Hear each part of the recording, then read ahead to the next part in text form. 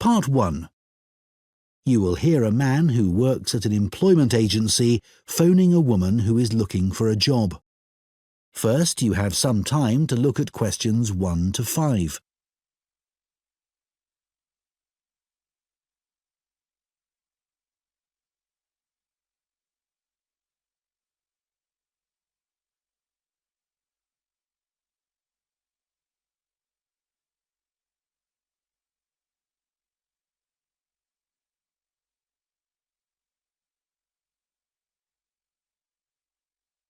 Now listen carefully and answer questions 1 to 5. Hello? Oh, hello. Is that Julie Davison? Yes. This is Greg Preston from the employment agency. We met last week when you came in to inquire about office work. Oh, that's right. Now, we've just had some details come in of a job which might interest you. OK. So this is a position for a receptionist. I believe you've done that sort of work before? Yes, I have. I worked in a sports centre for a couple of years before I got married and had the children. Right. Well, this job's in Fordham, so not too far away for you, and it's at the medical centre there. OK. So where exactly is that? It's quite near the station on Chastens Road. Sorry? Chastens Road. That's Chastons.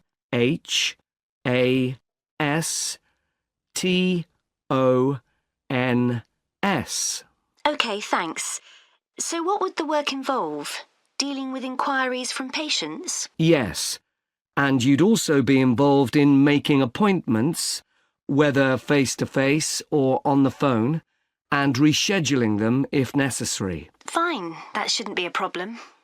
And another of your duties would be keeping the centre's database up to date. Then you might have other general administrative duties as well, but those would be the main ones. OK. Before you hear the rest of the conversation, you have some time to look at questions 6 to 10.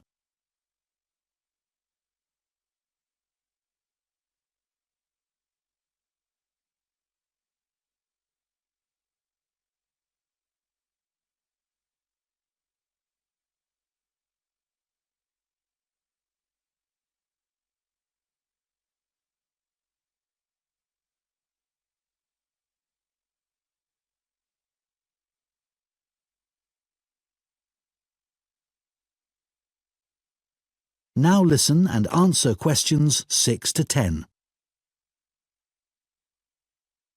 Now, when the details came in, I immediately thought of you because one thing they do require is someone with experience. And you did mention your work at the sports centre when you came in to see us. Yes, in fact, I enjoyed that job. Is there anything else they're looking for? Well, they say it's quite a high-pressure environment. They're always very busy, and patients are often under stress. So they want someone who can cope with that and stay calm, and at the same time be confident when interacting with the public. Well, after dealing with 3 children all under 5, I reckon I can cope with that. I'm sure you can. And then another thing they mention is that they're looking for someone with good IT skills. Not a problem. So you'd be interested in following this up? Sure. When would it start? Well, they're looking for someone from the beginning of next month. But I should tell you that this isn't a permanent job. It's temporary, so the contract would be just to the end of September. But they do say that there could be further opportunities after that. OK. And what would the hours be? Well, they want someone who can start at 7:45 in the morning. Could you manage that? Yes, my husband would have to get the kids up and off to my mother's. She's going to be looking after them while I'm at work. What time would I finish? 1:15. That should work out all right. I can pick the kids up on my way home, and then I'll have the afternoon with them. Oh, one thing. Is there parking available for staff at the centre? Yes, there is. and it's also on a bus route. Right. Well, I expect I'll have the car, but it's good to know that. OK, so where do I go from here? Well, if you are happy for me to do so, I'll forward your CV and references, and then the best thing would probably be for you to phone them so they can arrange for an interview. Great. Well, thank you very much. You're welcome. Bye now. Bye. That is the end of part 1. You now have 1 minute to check your answers to part 1.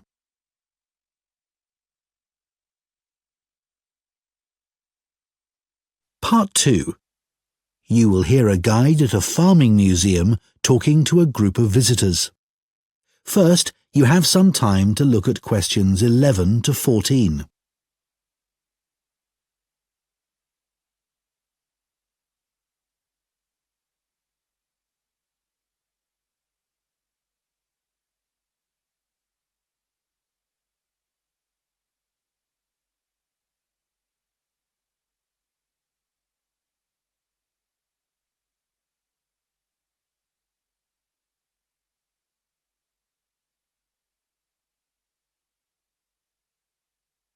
Now listen carefully and answer questions 11 to 14. Good morning, everyone, and welcome to the Museum of Farming Life. I understand it's your first visit here, so I'd like to give you some background information about the museum and then explain a little about what you can see during your visit. So, where we're standing at the moment is the entrance to a large building that was constructed in 1880 as the home of a local businessman, Alfred Palmer, of the Palmer Biscuit Factory. It was later sold and became a hall of residence for students in 1911 and a museum in 1951. In 2005, a modern extension was built to accommodate the museum's collections.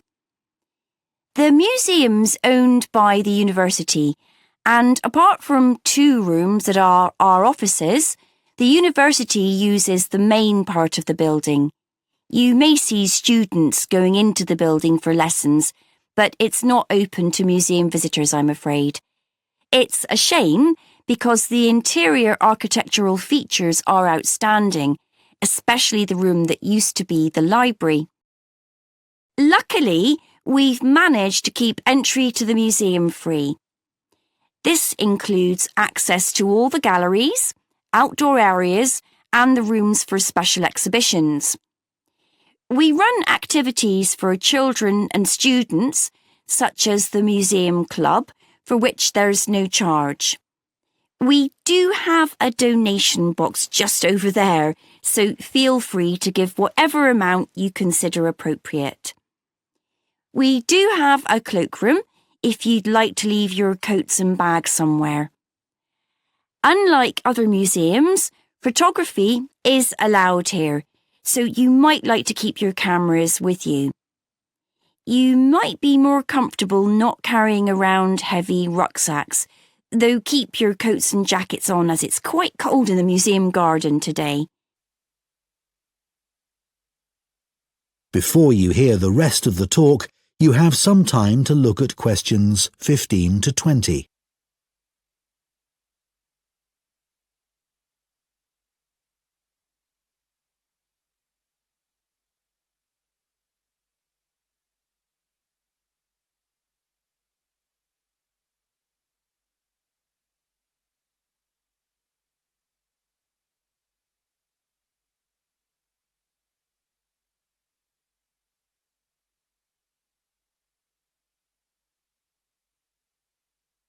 Now listen and answer questions 15 to 20.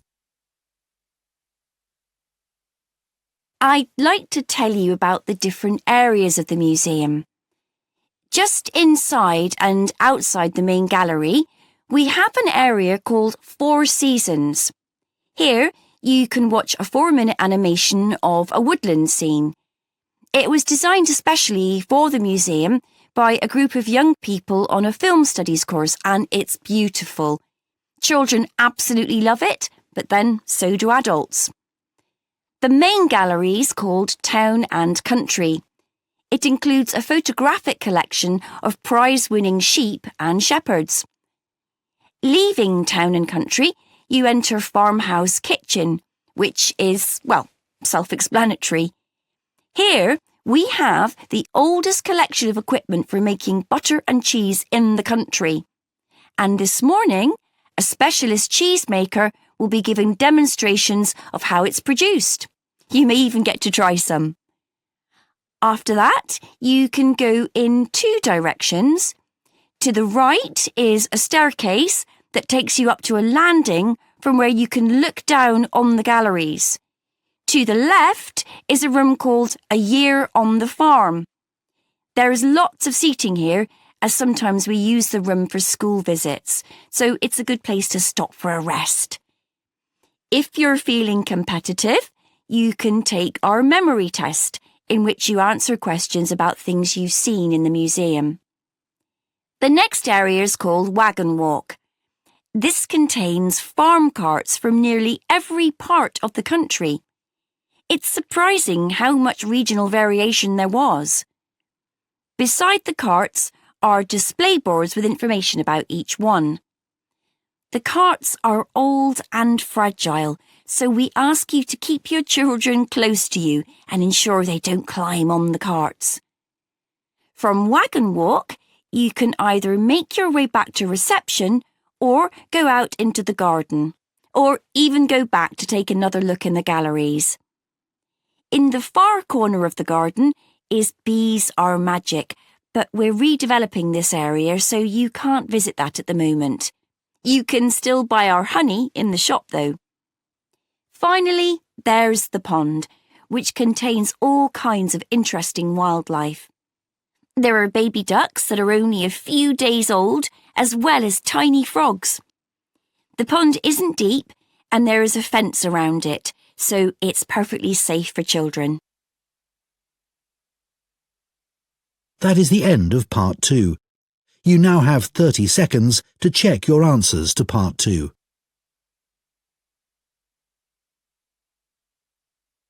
Part 3. Following instructions from their tutor, you will hear two trainee teachers discussing the use of origami, a paper folding activity, in the classroom. First, you have some time to look at questions 21 to 27.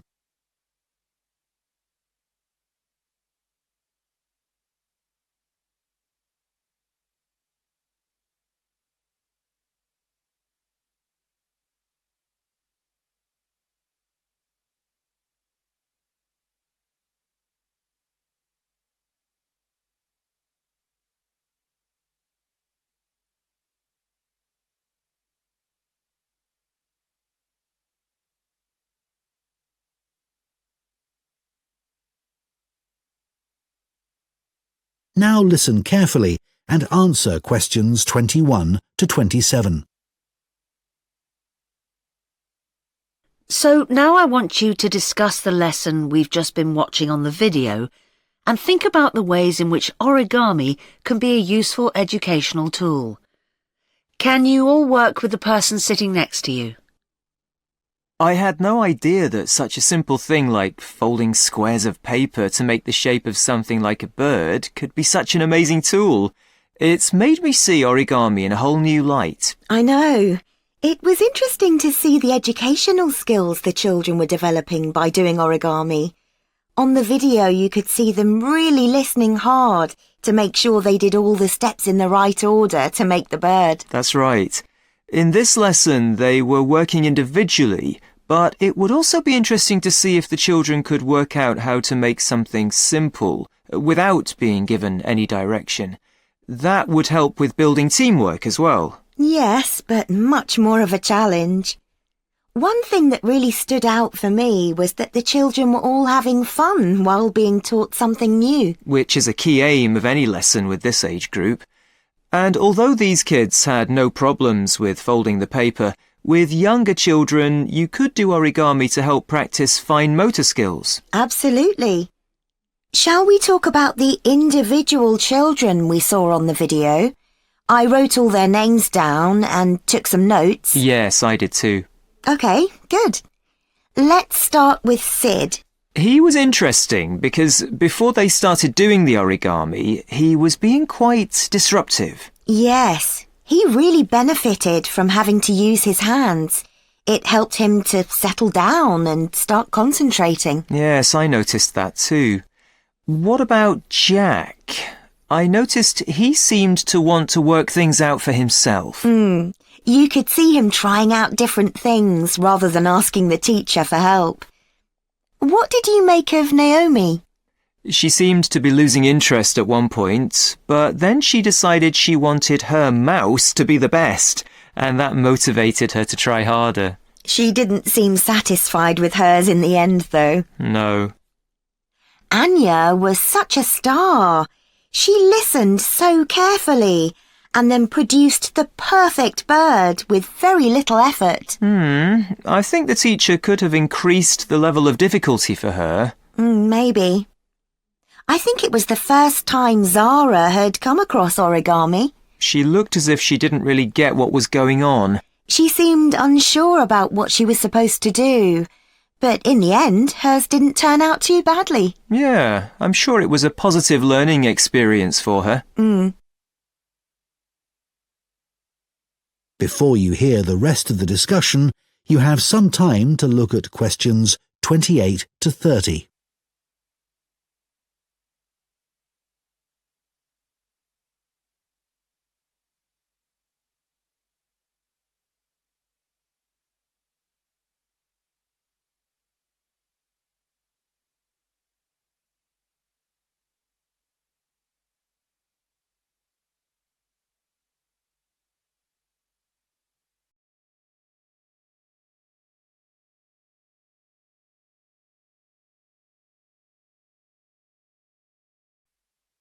Now listen and answer questions 28 to 30. I think one reason why the origami activity worked so well in this class was that the teacher was well prepared. Right. I think it would have taken me ages to prepare examples showing each of the steps involved in making the bird, but that was a really good idea. The children could see what they were aiming for. And much better for them to be able to hold something rather than just looking at pictures. Those physical examples supported her verbal explanations really well. It's strange that origami isn't used more widely. Why do you think that is? Well, teachers may just feel it's not that appealing to children who are used to doing everything on computers, especially boys, even if they're aware of the benefits. Oh, I don't know. It's no different to any other craft activity. I bet it's because so many teachers are clumsy like me. That's true. Too much effort required if you're not good with your hands. Well, anyway, I think we should try it out in our maths teaching practice with Year 3. I can see using origami is a really engaging way of reinforcing children's knowledge of geometric shapes, like they were doing in the video. But I think it would also work really well for presenting fractions, which is coming up soon. Good idea. That's something most of the kids in that class might struggle with. Origami would also be good practice for using symmetry, but I think they did that last term. OK, well, let's try and get some ideas together and plan the lesson next week. OK, if you could also... That is the end of part 3. You now have 30 seconds to check your answers to part 3.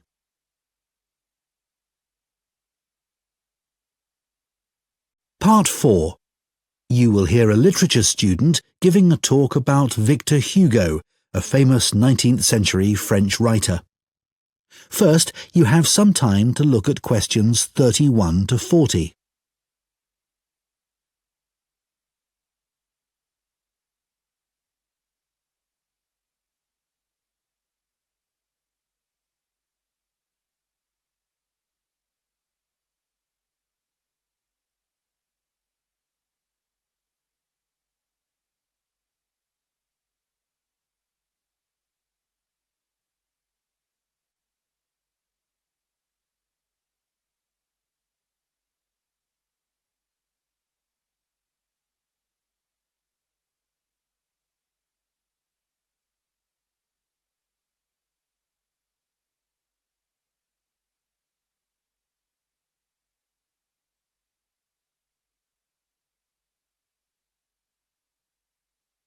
Now listen carefully and answer questions 31 to 40.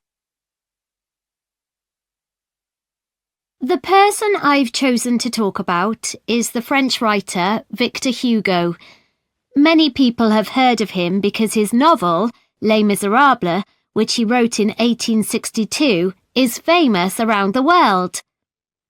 It became a stage musical in the 1980s, and a film version was also released in 2012. So some of us, I'm sure, have a pretty general idea of the plot, but we know much less about the author. Today, I'm going to provide a little more insight into this talented man, and I'm going to talk particularly about the home he had on the island of Guernsey in the British Channel Islands. But first, his early career. As I've said, he was a writer. He was at the height of his career in Paris, and he was very highly regarded by his colleagues. As far as literature was concerned, he was the leading figure of the Romantic movement. However, as well as being a literary genius, he also gave many speeches about issues like the level of poverty in his society. He felt very strongly about this and about other areas where change was needed, like education. This kind of outspoken criticism was not well liked by the rulers of France, and eventually the Emperor, Napoleon III, told Victor Hugo to leave Paris and not return. In other words, he sent him into exile. So, Victor Hugo was forced to reside in other parts of Europe. Guernsey was actually his third place of exile, and he landed there in 1855. He produced a lot while on Guernsey, including Les Miserables, and to do this, he had to spend a great deal of time in the home that he had there. This was a property that he bought using the money he'd made in France from the publication of a collection of his poetry. It was the only property he ever owned, and he was very proud of it.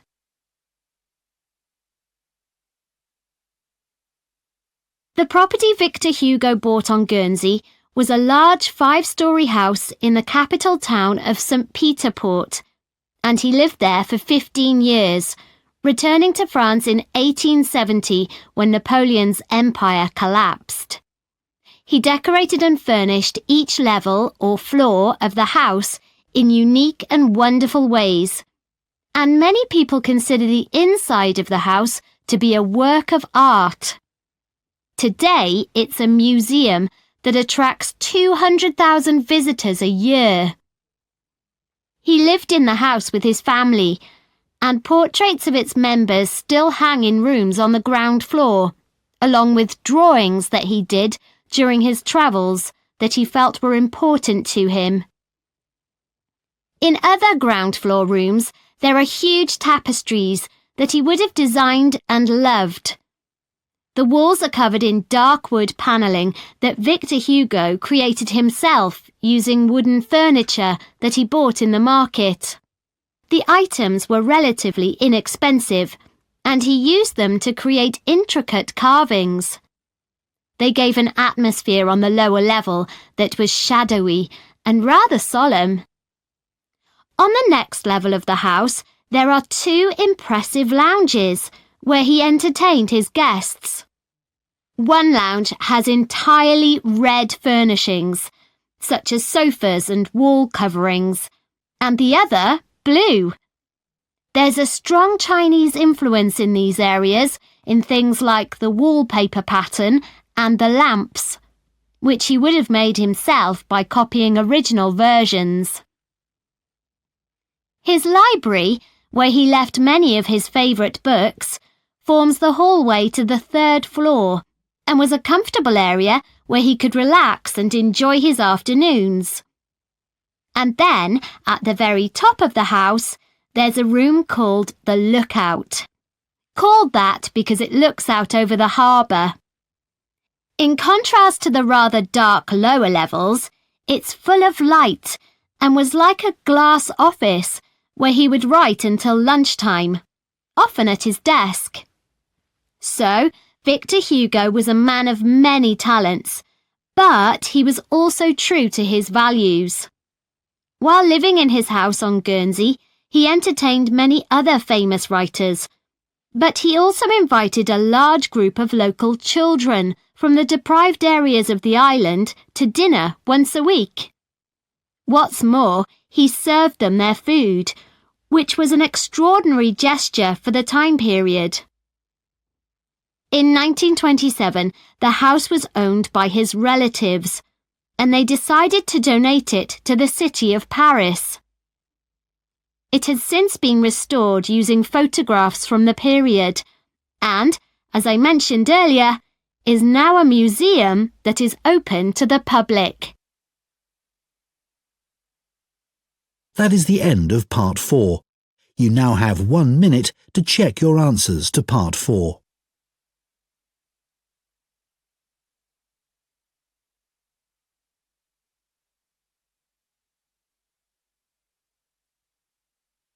That is the end of the listening test.